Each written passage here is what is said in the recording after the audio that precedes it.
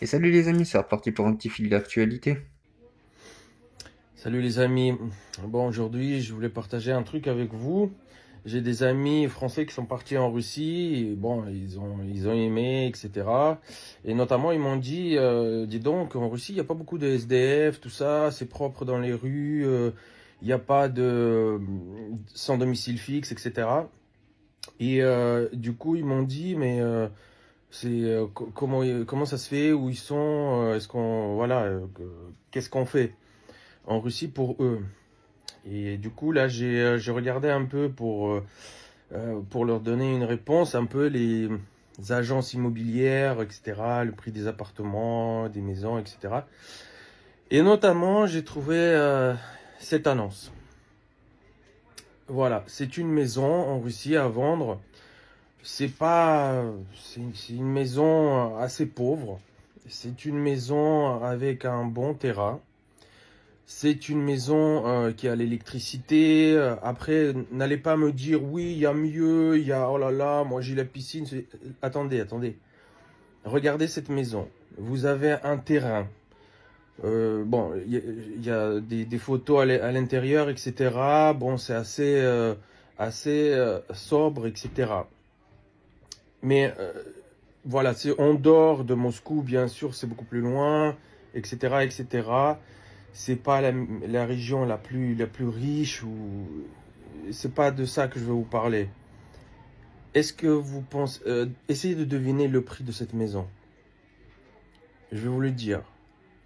Avec le terrain, la maison, les arbres, etc., tout, elle coûte 60 euros.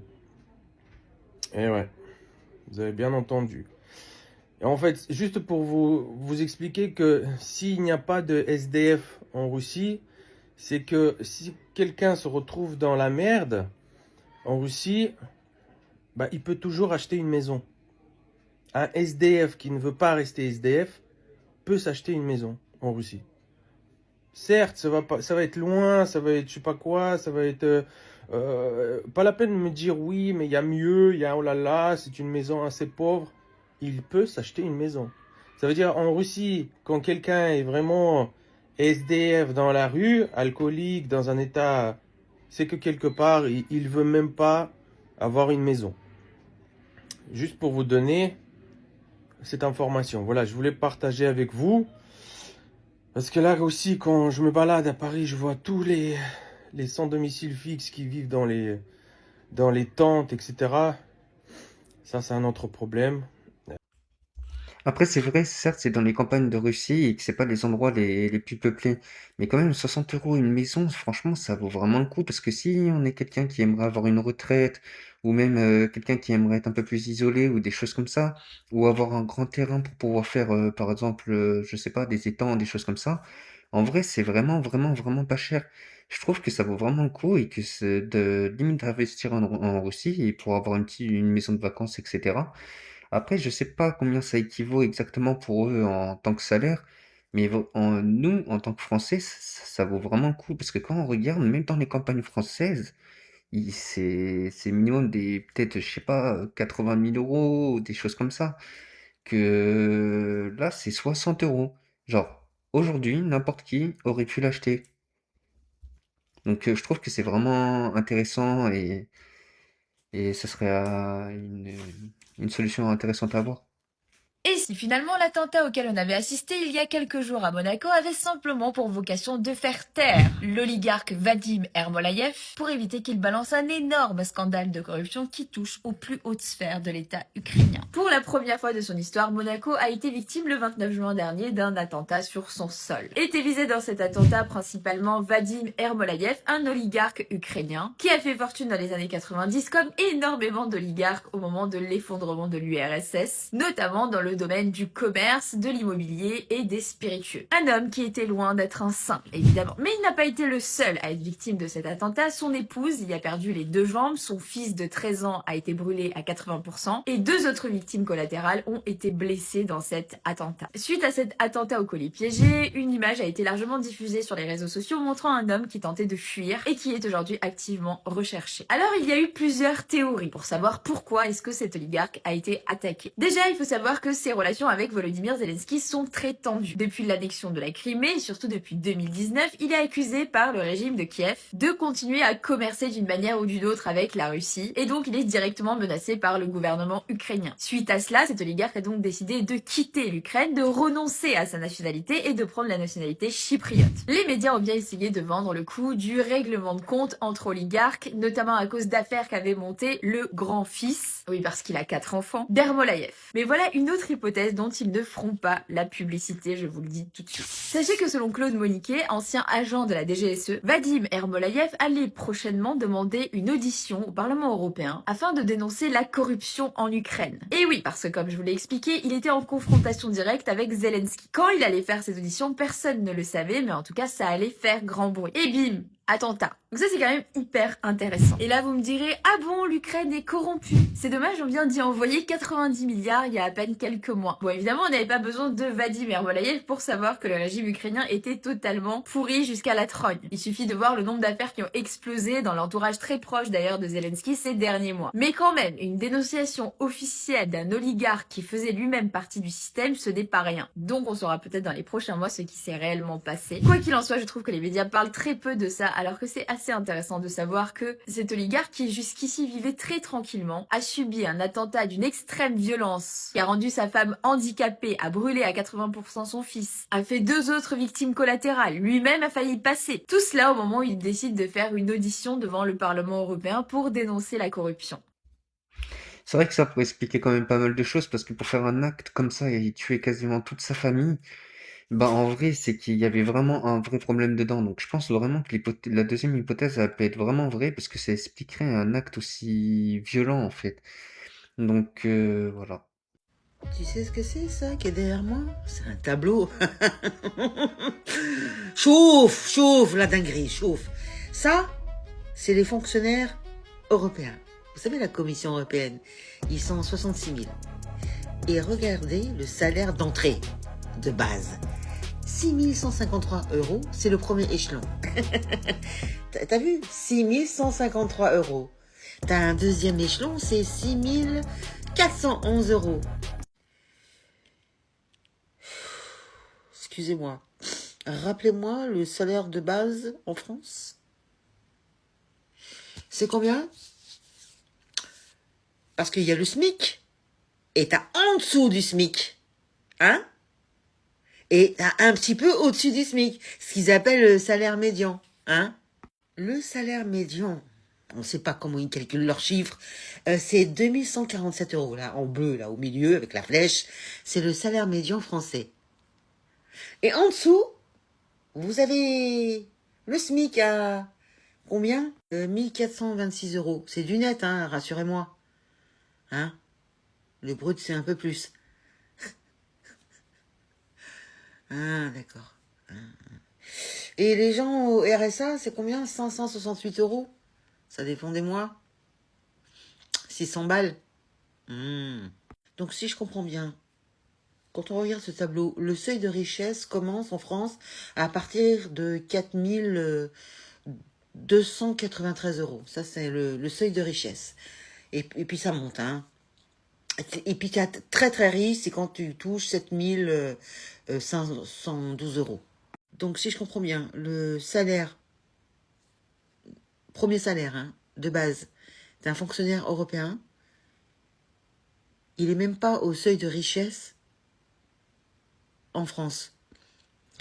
Hein, il faut vraiment atteindre le dernier échelon quasiment de richesse, hein, parmi les 0,1%, je crois. Non, 1%, les 1% des riches français, qui est autour de 7 512 €. Lui, il est juste en dessous, c'est le premier échelon. Hein. Je sais pas si je suis claire. 6 153 €, c'est le premier échelon. On n'a pas la suite, malheureusement. Et puis ça grimpe, ça grimpe, ça grimpe. Je ne sais combien d'échelons, mais regardez ça. Un directeur général touche 23 933 €. Premier échelon, hein. Deuxième échelon, 24 938 €. Presque 25 000 €. D'accord. Par mois, hein. Par mois. Et tu crois que c'est fini? Tu crois que ça s'arrête là? Parce que c'est qui paye tous ces salaires de ces glandus là, qui servent à rien, qui nous pondent des lois pour nous emmerder? Qui les paye à votre avis? Ben, c'est les 27 pays, mais surtout nous, les Français, puisqu'on est les deuxièmes contributeurs. Hein. C'est nous qui donnons le plus, après l'Allemagne.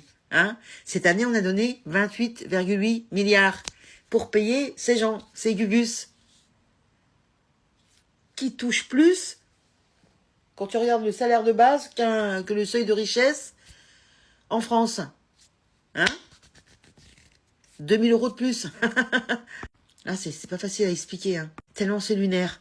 Dommage, j'ai pas le tableau comparatif avec les élus, enfin les fonctionnaires français. Hein, pour savoir, pour comparer, j'ai pas. Et ça grimpe beaucoup plus haut, hein. Attention, hein. Déjà, la von der Leyen, elle est à 34 800 euros. Hein. Et je rappelle qu'ils se sont augmentés 7 fois en 3 ans. Tous là. D'accord? Les 3 dernières années, là, je vous parle. Qu'est-ce qui justifie cette augmentation? C'est cette augmentation? Absolument rien. Et en plus, on apprend qu'ils sont exonérés d'impôts. Paye pas d'impôts. Non, c'est pas une blague. On apprend que le salaire de base est majoré de 16% si tu n'habites pas le pays, si tu n'es pas originaire du pays d'affectation, hein, parce qu'ils sont affectés. En plus de ce salaire de base, hein, et tu ajoutes l'allocation de foyer, plus l'allocation familiale enfant. Tu rajoutes aussi l'allocation scolaire très avantageuse, on ne sait pas de combien. J'imagine que ça dépend des grades. Vous avez aussi l'impôt communautaire, généralement plus favorable que dans beaucoup de pays. Je ne sais pas ce que ça veut dire, ça. Ils ont aussi une retraite très attractive. J'en avais déjà parlé une fois dans une vidéo. Ils ont une assurance maladie de haut niveau. Ils ont 24 à 30 jours de congé, plus jours fériés européens. Et chaque année, il y a une revalorisation généreuse. Il n'y a pas de gel hein, dans ce type de système. Non, on ne gèle jamais les salaires. Donc je résume que le salaire de base d'un fonctionnaire européen est 45% plus supérieur, plus élevé que le seuil de richesse français. T'as compris ou t'as pas compris? Je te remets comme ça. Le seuil de richesse, c'est 2000... Non, c'est... Combien? C'est 4293 euros. Voilà. Ah oui, on en est loin. Mais je le répète parce que des fois que vous n'auriez pas compris. Enlevez-moi d'un doute. Est-ce que ce serait pas une mafia européenne? Une mafia financière? Hein? Parce que ces gens-là, ils travaillent pas pour toi. Eux, ils travaillent pour les lobbies. Oui, monsieur, dame. C'est pas pour toi ou moi. Par contre, ils prennent tes impôts pour payer leur foutu salaire. Fonctionnaires. Non. Pour moi, ce sont des parasites. C'est une nuée de parasites. Alors, c'est quand qu'on fait une népalaise? Hein? C'est quand? C'est quand qu'on fait une népalaise? Pour vous expliquer un petit peu leur code, là, AD, je sais pas quoi, là. Donc, AD5, c'est le niveau sans expérience professionnelle. T'as compris? Donc, le Gugus qui est à 6153 euros, il rentre sans expérience professionnelle. T'as compris? Et de AD9 à AD12, c'est l'équivalent d'un encadrement intermédiaire. Je sais pas ce que ça veut dire exactement. C'est une aberration totale, cette Union européenne. Hein? Et en plus, ils sont exonérés d'impôts. Parce que ce sont des fonctionnaires internationaux. Hein? Et en plus, ils se font entretenir par les lobbies. D'accord? Mais on en parlera dans un autre sujet, parce que c'est trop long. Bien payés à rien foutre. On est d'accord? Ils servent strictement à rien. Voilà. T'es d'accord avec moi? Eh ben, tu partages. Hein? Et tu me lâches un commentaire. Allez, à très bientôt. Ciao. Regarde avec le salaire médian et leur salaire minimum, en vrai, il y a largement un décalage. Eux, ils sont déjà au seuil de richesse quand ils sont au minimum, que nous, pour l'atteindre, on devrait être au maximum. Et encore, même quand on est au maximum, on l'atteint pas vraiment. Donc ça veut dire que déjà, nos perspectives d'objectifs, d'avenir plutôt, ne peuvent pas être fait pareil. Et quand on regarde ceux qui sont RSA, ils ont quand même 10 fois moins que de celui-là qui est le moins payé. Donc c'est vrai que je comprends pourquoi ils sont déjà connectés par rapport à leur salaire, mais en plus qu'à la rajouter avec les assurances, les locations d'appartements, les allocations pour l'enfant, l'école, tout ça là, et ben au final ils sont complètement déconnectés. C'est pour ça qu'en fait ils nous font des lois, des choses comme ça qui sont qui sont déconnectés, en fait. C'est que ces gens, ils ont déjà tout dans les mains et voilà, quoi. Les Africains et les Asiatiques, ça n'a rien à voir. Pendant longtemps, on nous disait ça. Deux mondes à part, deux histoires qui ne se croisaient jamais. Moi, j'ai grandi en foyer, avec des potes maliens, sénégalais, africains, peu importe. Et ce qu'on m'a jamais raconté sur eux, je l'ai vécu de mes propres yeux. Dans ma famille vietnamienne, avec ma grand-mère, il y a quelque chose qu'on fait. On mange souvent tous ensemble dans le même plat, quand on faisait des rouleaux de printemps notamment. Pas chacun son assiette, pas chacun dans son coin. Un plat au milieu, et tout le monde puise dedans. Et quand j'allais voir mes frères africains au foyer Sonacotra, même image. Un grand plat, tout le monde autour. Les mains qui se croisent. Personne ne commence tant que tout le monde n'est pas assis. C'est pas un repas, c'est un serment silencieux. On partage tout, surtout la nourriture. Et il y a une règle que j'ai héritée sans qu'on me l'explique. On ne mange jamais devant quelqu'un sans lui proposer. Quand j'étais au travail et que je sortais mon repas avant et qu'il y avait des collègues à côté, je me sentais mal à l'aise si je ne proposais pas mon plat ou que la personne puisse goûter. C'est un réflexe, pas une politesse de façade. Chez mes potes africains, c'est exactement pareil. Et des histoires comme ça, j'en ai vécu tellement. Ça m'arrivait d'arriver chez eux, à l'improviste, en pleine heure de repas. Automatiquement, on te fait une place. Limite, on t'obligeait à manger. Pas par obligation sociale, parce que manger seul devant quelqu'un qui n'avait rien dans les mains, c'est presque une offense silencieuse. Deux cultures qui, sans se concerter, sans même se connaître, ont posé la même règle. La nourriture, elle ne se cache pas. Elle se propose. Pudeur aussi, je l'ai remarqué. Chez les vieux Maliens, comme chez les vieux Vietnamiens, tu ne hausses jamais la voix devant un ancien. Tu baisses les yeux par respect, pas par soumission. Tu retires toujours tes chaussures en rentrant dans une maison. Tu ne t'assois pas avant qu'on te le propose. Ce sont des codes qu'on nous a jamais expliqués à l'école, mais qu'on reconnaît instantanément quand on les voit ailleurs. Chez quelqu'un qui vient d'un continent différent, qui parle une langue différente, même les tenues traditionnelles racontent les mêmes choses. Boubou, la odai, des tissus amples, des couleurs qui ne sont jamais choisies au hasard, qui signalent une cérémonie, un âge, un statut de la famille. Et il y avait même ce réflexe au foyer qu'on avait sans même parler. Quand un des nôtres galérait, un loyer en retard, un frigo vide, on se cotisait. Personne ne demandait de remboursement précis. Et des frères africains qui m'ont tendu la main. Comme chez mes amis maliens, ce système avait même un nom, une tontine. Chez nous, c'était plus informel, mais c'était identique. Ta dette envers le groupe, tu la rends quand tu veux, quand tu peux, pas quand on te réclame. Et le plus profond, entre l'Afrique et l'Asie, c'est le rapport aux morts. Chez nous, on ne dit jamais qu'un proche est parti. On dit qu'il continue de veiller sur nous, qu'on lui parle encore. C'est pour ça que je parle toujours à ma grand-mère. Et les racistes et les fachos nous racontent sans cesse qu'on vient de deux mondes opposés. Moi, j'ai grandi en foyer, j'ai mangé dans le même plat que mes amis d'Afrique, les mêmes réflexes de respect, la même pudeur, la même hospitalité. Et j'ai compris un truc simple, ce n'est pas nous qui sommes différents. C'est ceux qui avaient intérêt à nous croire opposés. C'est vrai que quand même, ça, c'est des bonnes valeurs en vrai quand on regarde. C'est des bonnes valeurs, c'est le respect, le partage, l'union. C'est des choses que les gens ne font plus assez de nos jours et on ferait mieux de récupérer parce que le monde pourrait être un peu meilleur quand on respecterait ces choses-là en vrai. Mais bon, la vidéo elle est finie. Je vous dis une bonne journée et une bonne soirée.